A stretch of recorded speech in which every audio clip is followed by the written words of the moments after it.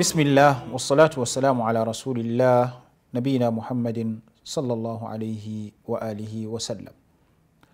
‘Yan uwa masu kallon mu da sauraron mu a wannan tasha, ina mana gaisuwa irin ta addinin musulunci. Assalamu alaikum wa rahmatullahi wa barakatuh. Barkanmu da sake saduwa a wani sabon shiri a cikin shirinmu na mu gudu tare mu tsira tare. Kamar yadda muka sani, shiri ne da ke bayani akan ɗaya daga cikin kuma ke bayani akan zunubai da suke gadarwa da mutum fushin Allah. Mukan ɗauki zunubi ɗaya mu yi bayani akan shi domin me? Don tunatar da 'yan uwa mu guji wannan zunubi, kar mu faɗa cikin shi. Domin shi zunubi a kullum yana hana wa mutum walwala ne ranar gobe kiyama. Tun a gidan duniyan wani zunubin, wani tun a cikin kabari zai fara samun sakamakon zunubin da ya aikata. To a yau ma insha Allahu akwai wani zunubi mai girman gaske wadda mutum yakan iya samun sakamakon wannan zunubi tun a rayuwarsa ta barzahu, rayuwarsa tun kafin ya je gidan lahira, rayuwar da take tsakanin duniya da lahira.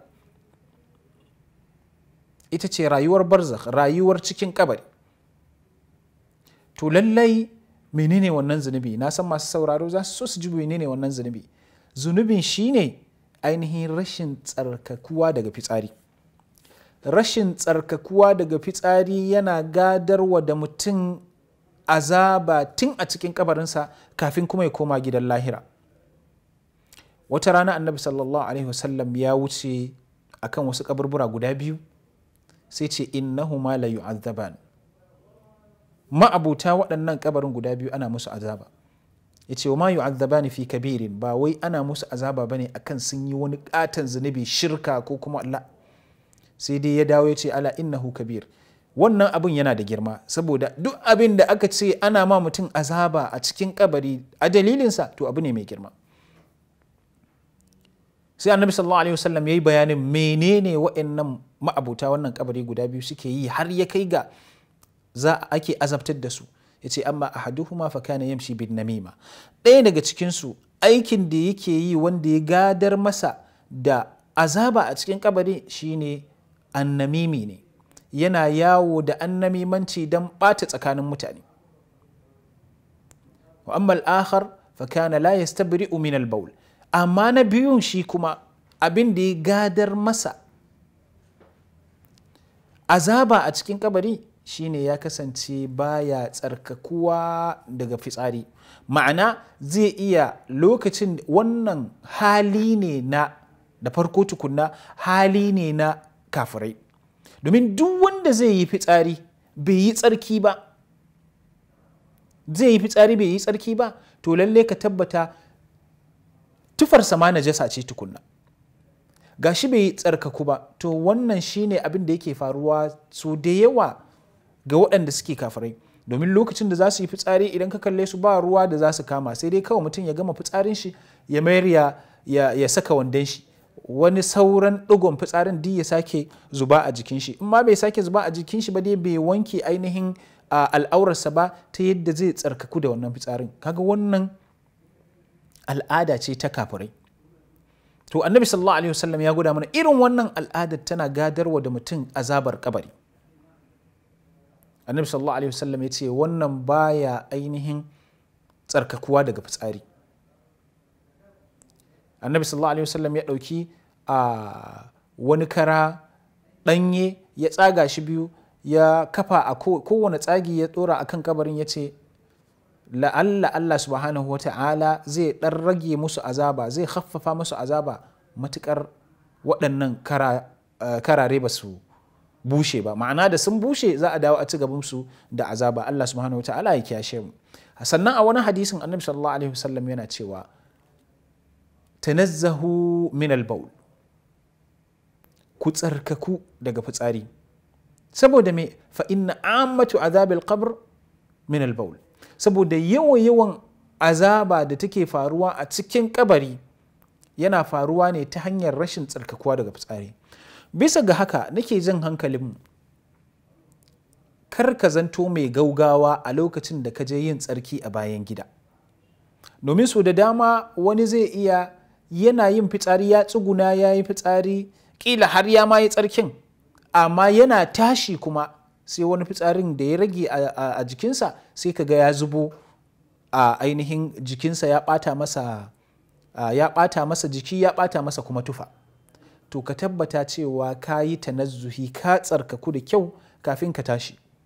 Ba a maganan waswasi in dai ka san cewa daga cikin ɗabi'arka sai ka tashi ne tukun fitsari gaba ɗaya ke fita daga jikinka, to yi ƙoƙari ka san to ka tsarkaku daga wannan fitsarin.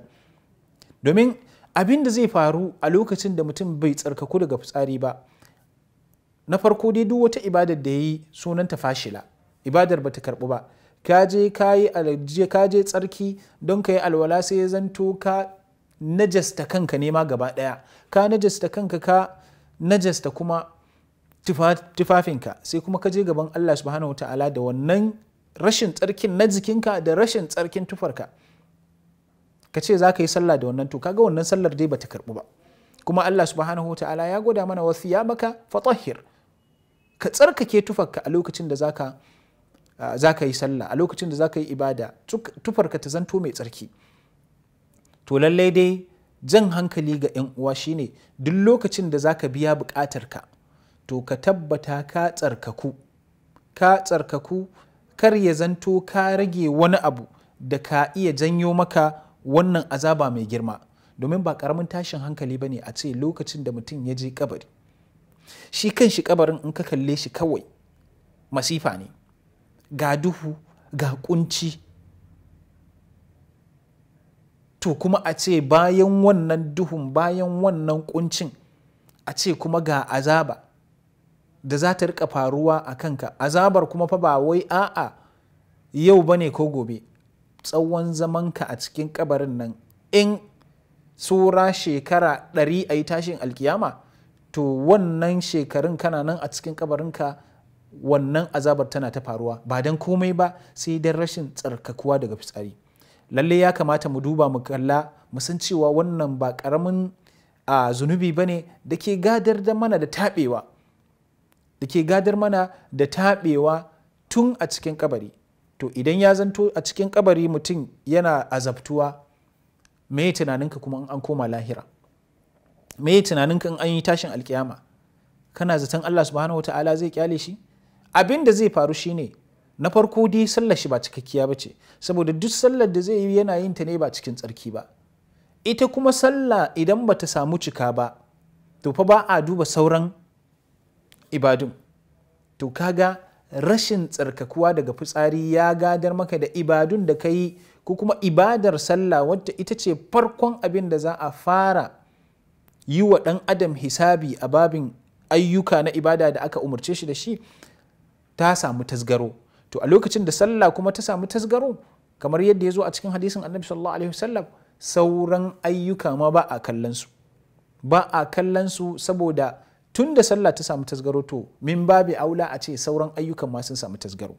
Saboda haka ɗan uwana da 'yar uwata masu kallon mu kasance muna tsarkakuwa daga ainihin fitsari, muna tsarkakuwa da kyau, kar ya zanto muna gaugawa wurin rashin tsarkakuwa daga fitsari, domin rashin tsarkakuwa daga fitsarin nan kamar yadda na gaya mana yana janyo azabar kabari. Allah subhanahu wa ta'ala ka kiyashe mu daga fadawa cikin wannan azaba, ka ba mu ikon tsarkakuwa daga najasar fitsari. Za mu tsaya a nan gurin insha Allahu, ku tare mu a shiri na gaba. Insha Allahu za mu zo muku da wani sabon shiri. Wassalamu alaikum wa rahmatullahi wa barakatuh.